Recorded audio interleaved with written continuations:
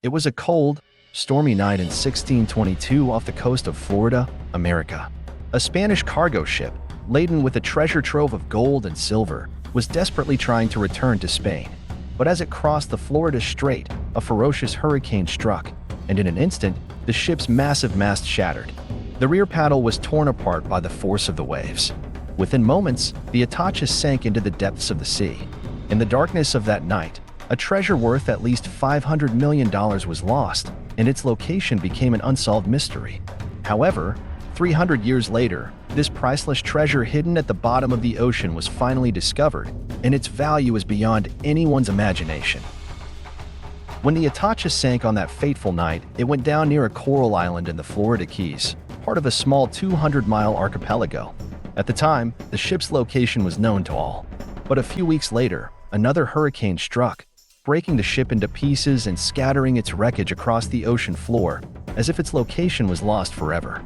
However, the record of its treasure was never lost. The ship carried 150 gold bars, 1,000 silver bars, and more than 50 treasure chests. In today's terms, the total value of this wealth was approximately $500 million. Over time, many risked their lives searching for this treasure, but none succeeded. However, American treasure hunter Mel Fisher was an exception.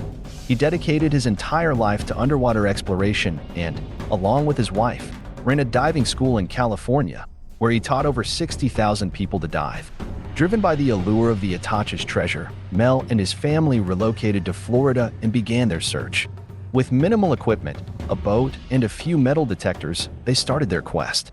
They began searching in a place called Metacom Key. But after a year of searching across over 100,000 miles, they found nothing. To many, finding the Atocha in the vast ocean seemed an impossible task. But Mel acquired a secret weapon, historian Eugene Lyon.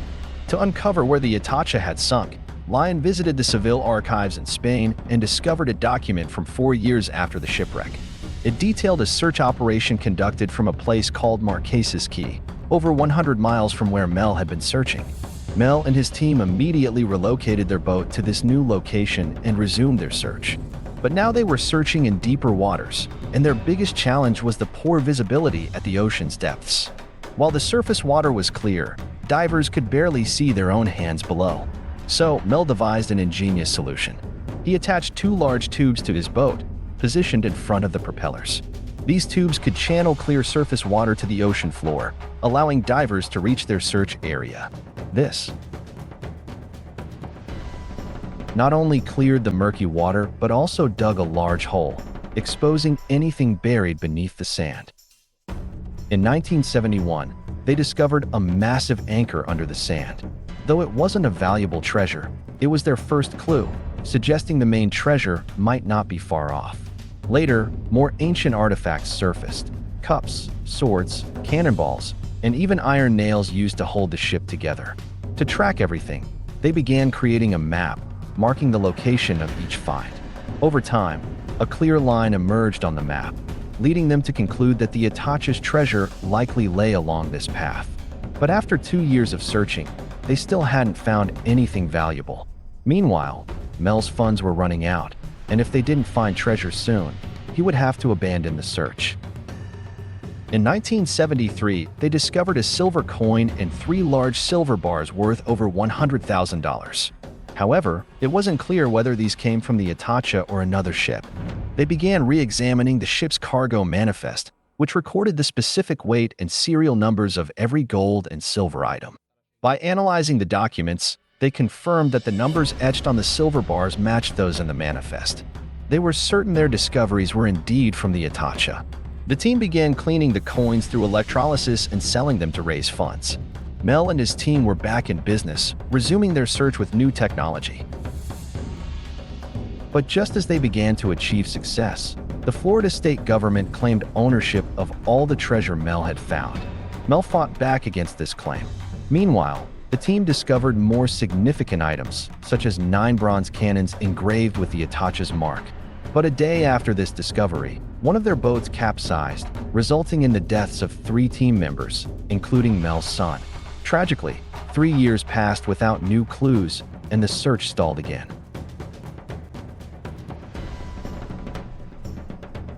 Throughout the search, Mel often mentioned a mysterious document written by a survivor of the Atocha. According to this document, the survivor was smuggling over 70 pounds of Colombian emeralds on the ship. Though this was unclear at the time, Mel was convinced that the Atocha's treasure included not only gold and silver, but also other highly valuable materials. After an 8-year legal battle, Mel defeated the Florida government and finally gained full rights to the treasure. By the late 1970s, Mel had spent $6 million on the search, yet their investment had not yet yielded a profit. But everything changed in 1983. One day, as they followed the treasure line, their magnetometers suddenly lit up. Divers went down and found several metal objects southeast of the treasure line. By marking these on the map, they identified a new line slightly different from the original. Then, on July 20th, 1985, exactly 10 years later, their sonar scanner detected a massive pale object. 2 divers quickly dove into the water. Strangely, about 100 yards east of Greg Wareham, they discovered an 80-foot-long shipwreck with gold bars scattered across it, alongside numerous gold coins and bars. This was the coveted treasure. Incredibly, among the wreckage, they found a ring-sized emerald worth over $800,000. Another emerald, valued at over $100,000, was also recovered. Ultimately, they found over 2,000 intact emeralds. Imagine the wealth hidden in the depths of the sea. After a grueling 16-year expedition, Mel and his team finally uncovered the historic Atocha treasure.